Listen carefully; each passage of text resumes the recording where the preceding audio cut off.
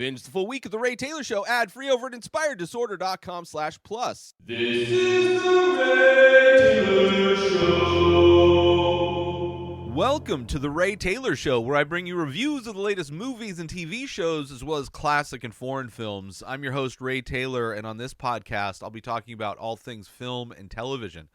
Whether you're looking for a new show to binge or want to know if that blockbuster is worth the trip to the theater, or just want to hear my thoughts on a classic or foreign film, I've got you covered. So join me every Monday, Wednesday, and Friday for new episodes, and let's dive into the world of film and television together.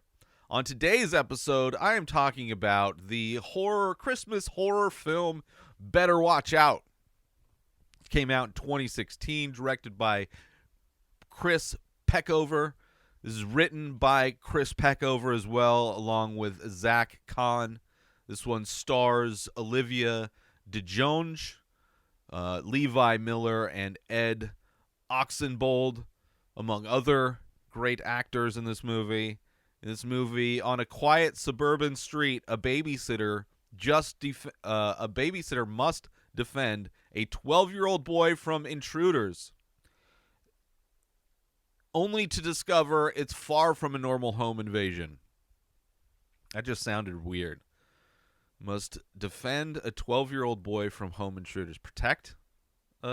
Maybe would have been a better word, I guess. I don't know. Regardless, this is a movie that I have watched before. Watched it years ago, probably around the time when it came out. But it is a movie that once I started, I'm like, I've seen this. But also a movie, probably because I didn't review it, that despite recognizing that I had seen this movie before, had no idea what was going to happen in this movie, because there are some twists that completely surprised me. So even though it was a rewatch, the twists still got me. Right, this is a great take on a slasher/home invasion film, horror film, with even references to other great Christmas time home invasion films like Home Alone, specifically the one Christmas movie where a home invasion takes place. There's a fun, I guess is the word, reference to Home Alone, or at least a running aspect of Home Alone. I had such a fun time with this film. It's a must-watch. If you want a great Christmas horror film that's doing some new stuff, that's makes you think it's about one thing and then kind of turns it on its head in the best way. If you want to step outside of just your typical Christmas movies and you want a good horror film, little home invasion to go along with your Yuletide carols, then I would check this one out for sure. I loved it. Like, the fact that so much of this surprised me, knowing that I had watched this movie before, kind of made me love it even more. The fact that he was able to do that. Regardless, the casting, specifically the kid, Luke, played by Levi Miller, great. Absolutely great. Great performance. I mean, this movie really hinges on his performance in a lot of ways, and I thought it was amazing. This is a well-written film with a lot of great twists and turns, a lot of great comedy as well. You know, in this film about a young boy who has a crush on his longtime babysitter, right? That's kind of the dynamic that is set up. He's like maybe a little too old, like he's on the verge of like, he could probably stay home alone. But, you know, they're buddies because she babysat him growing up.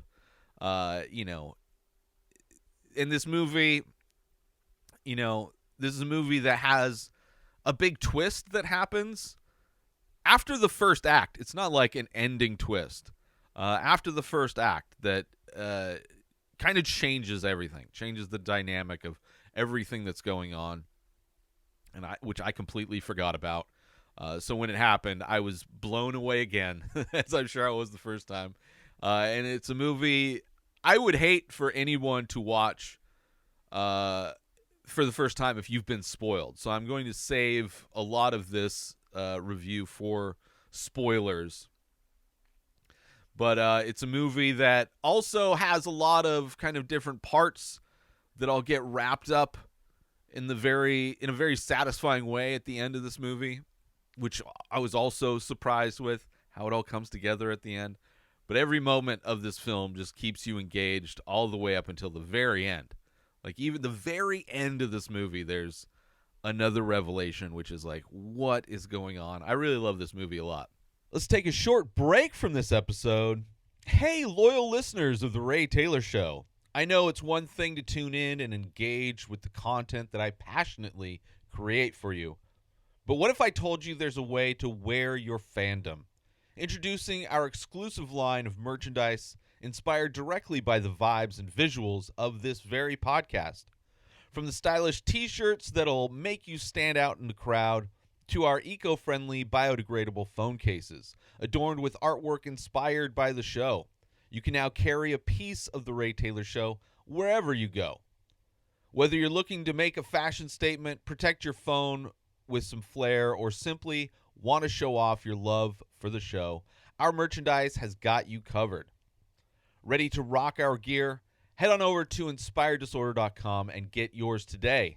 Wear the show, be the vibe. Now let's get back to the show. But I do want to talk about spoilers. So from here on out, spoiler warning. Please, if you have not watched this movie, I highly recommend you check this movie out and then come back to the show and hear my thoughts on all of the stuff you just watched. And maybe we'll agree or disagree on it. But from this point on, spoilers. Like I said, seen this movie, but it's been a while. You know, it seems like he seems too old for a babysitter, as I mentioned. But it's whatever. Like, you kind of get over that. His performance is great. And also another weird thing that I noticed, which I don't think has to do with the movie trying to make you think these people are younger in any way.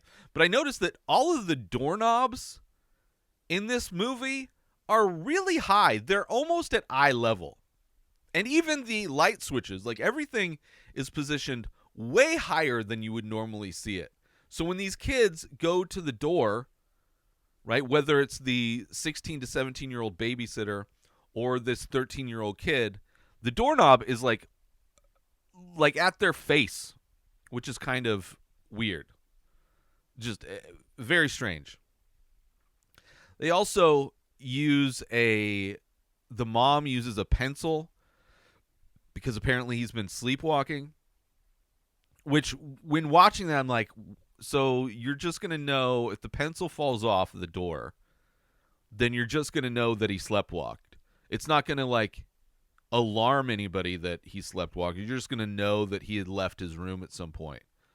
And to see that was him sleepwalking was him covering up something from before, or something I think his friend snuck down to, like, get alcohol or something like that. I forget exactly what it was. So it's like this kid's been kind of manipulating and playing the game, and the sleepwalking was part of the whole charade of him kind of getting away with doing whatever he wanted to. So even though it seems weird, it gets explained later on, which I appreciate. All the doorknobs, light switches, way high. So the girl comes over, babysitter comes over. The dad's kind of flirting with her, which I'm like, is that going to go somewhere? Doesn't go anywhere. Once the parents leave, they're gone for the rest until the very end of the movie.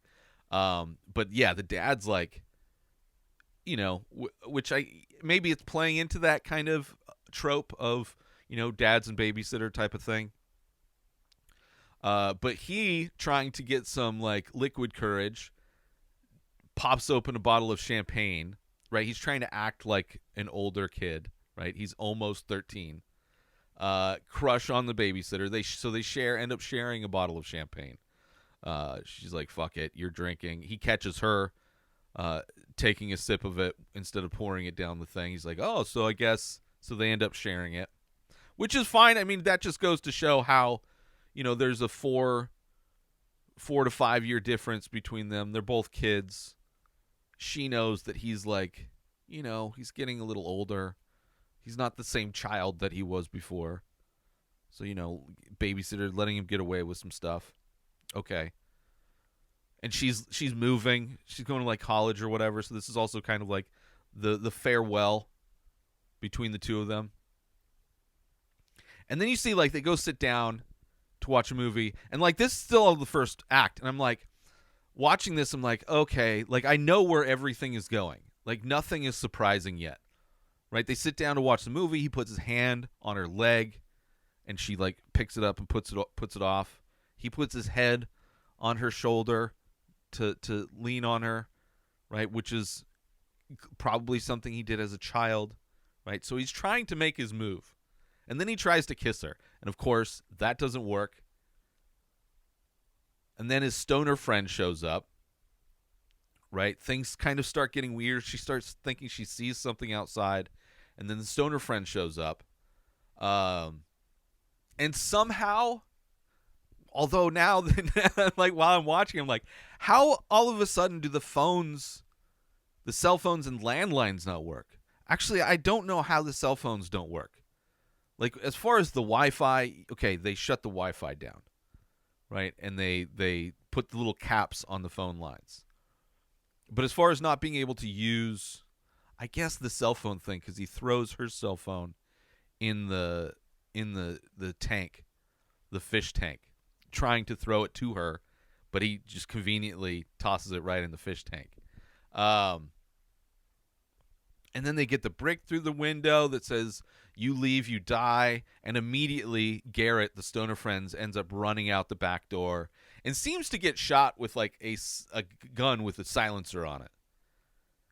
So it's like, I'm still thinking like this is a slasher film, a home invasion film. He did something very stupid, leaving right after finding out if you leave, you die. And these crazy things start happening. And even Luke keeps wanting to do the stupid thing, to be brave. Like, I'm going to go get my dad's gun. And then he gets the gun. I'm going to go out there and take care of this shit. Like, he's, like, in the reality of this movie right now, I'm going, this is ridiculous. What are you doing, dude? Like, trying to be brave to like, make this girl think highly of you in some way. It's just so stupid. And then the twist after the first act, when you find out that this was all planned. Like, they planned this home invasion, Garrett and Luke planned this home invasion to make Luke seem like the hero that would kill or defend the girl, Ashley, from this intruder. Right? That was the whole, I'm like, oh, everything makes sense. Right? Why he was trying to do stupid stuff. Garrett had brought his dad's shotgun to scare them with. And, Luke had got his dad's handgun. And then it was all planned just to make him look like the hero. And then when she says she's going to call his parents, it takes another turn. It goes even farther. Like, she talks down to him. She's like yelling at him. It's like, you can't, what are you doing? Like, you can't do this. I'm going to call your parents, whatever, right? Talk shit to him. And he slaps her, causing her to fall down the stairs. I'm like, oh, shit, this is getting brutal. Like, I completely forgot about the twist. I completely forgot that this was all fabricated, made up, planned. And then I forgot how violent he gets, which is like another level to this movie. And she wakes up, duct taped to a chair. And you see Garrett and Luke putting all their props away, all the things that they were using to scare her, that they had planned, that they had all set up. And Garrett, high on Oxycontin, because, of course, kids, if you want to get high, just go to your parents' medicine cabinet. That's where every stoner I have ever known started off by experimenting with the drugs they found in their parents' medicine cabinet.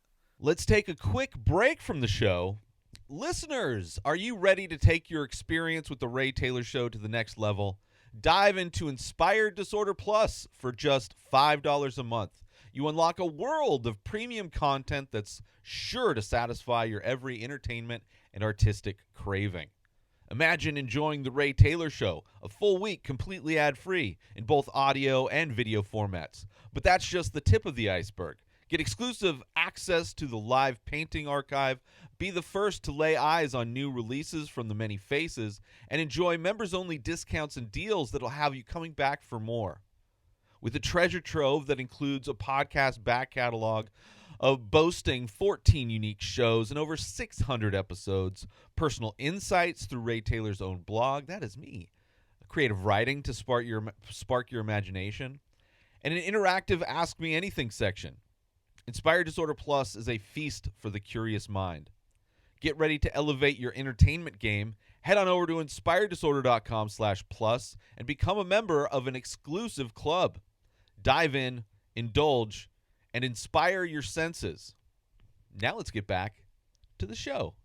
They play Truth or Dare, and he dares him, Garrett dares him to feel her up, which is it's getting dark. And the plan is to give her GHB to make her forget everything that happened. It's like, don't worry, you're not going to remember it anyway. And then her boyfriend shows up, who barges in, by the way. Him showing up when we find out that was part of the plan also, but him barging into the house, which I guess if it's the plan, you let him barge into the house. But then he gets hit in the head with a baseball bat twice. Gets stabbed in the face with the pencil that was underneath the little rug to mark his door or whatever. And then he gets hit in the head again. I thought he died in the second one because he's got blood pooling up now. But that wasn't it. And then they want to test the Home Alone, the reference. First there was a reference early on where they had a debate whether or not getting hit in the head with a paint can would just knock you out or explode your head, right? So now they have this boyfriend, Ricky, tied up as well. And they're like, we're going to do, or Luke is like, we're going to do some Mythbuster shit. We're going to test this Home Alone theory. Which ends up being very brutal. Then he invites the other ex over and keeps him outside and tells him that she doesn't want to see him, but she wants him to write down an apology in the yearbook, which is another brilliant aspect where you have this guy writing this apology to his girlfriend, and then you see, after he writes it, you see Luke basically rigging up a noose around his neck, using the tractor to hang him from the tree. And then when you see it drop, it looks like a suicide note, which is brilliant. I was like, oh my God, I completely forgot all this stuff. I didn't expect him to shoot his friend when he's trying to help Ashley escape. He shoots Garrett. And the way he acts, yelling, that kind of temper tantrum. My friend has a 10-year-old who explodes like that. Thankfully, no guns in the house, but man, there's that type of naive rage is just pretty scary. And then the great part where you see him lay out all of the weapons to pin all of these murders on the ex that hung himself, right? You have paint on his fingers. You put the gun by, what's his name? By Garrett. He's when he stabs, also wasn't expecting him to stab her. When he figured out, all this stuff had gone to shit. This was his get out of jail free plan. Stabs her in the throat. Right? Puts the fingerprints and paint on the knife, on the gun. and puts the paint on the dude's hand that got hung. So he's like, oh, he did the paint can thing, stabbed her, shot the friend. Supposedly all while Luke is sleeping in bed. Right? But him kind of covering everything up, setting the scene for when his parents get home, and then realizing that he can't get the pencil in the door knob without it falling off before he can close the door, so he has to like crawl outside. And this is like almost the part where you're almost cheering for him to get away with it, because he like accidentally tips over a decoration that's outside, and then one almost falls off the roof, and he catches it right in time as to not like show that his parents that he's up on the roof trying to climb back into his room. But the final twist was great. Like this whole thing, I'm like, holy shit. This is like, just even if it ended with him getting away with it, would be very dark ending. But to hear one of the EMTs go, we got a live one here. And to find out that it was her, used the duct tape that she cut off her wrist to escape, used that to stop the bleeding of her neck, or at least slow it down. And that's the way she survived, and giving him the finger at the end. The best, as you see like him and his mom, his mom's like coddling him or whatever. It's like, yep, you didn't get away with it, kid.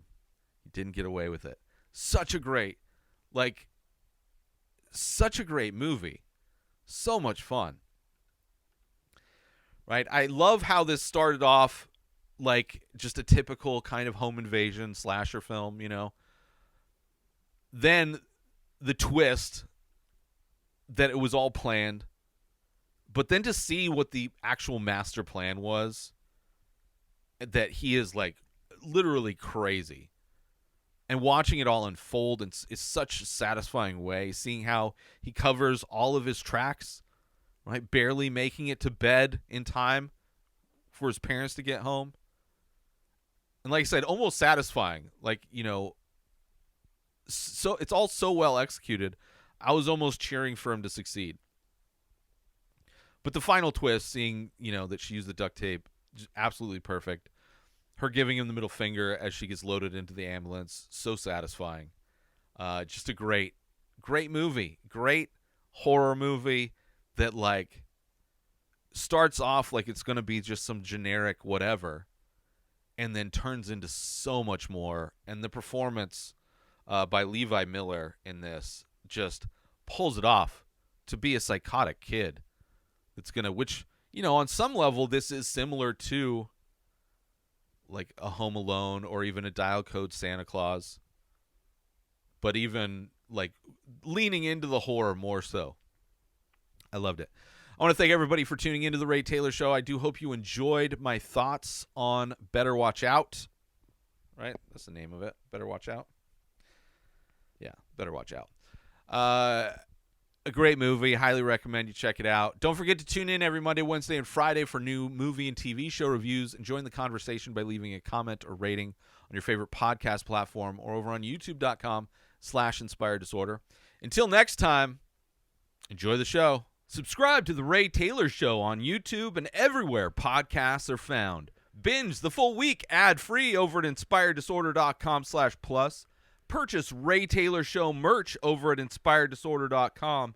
Have a wonderful day, everybody. Peace out! Today is the day where you wake up and you realize that everything that you've been dreaming about, everything that you've been wanting, every goal and wish and hope that you've ever had can become real. Dreams can come true. What you manifest in your mind, you can bring to reality.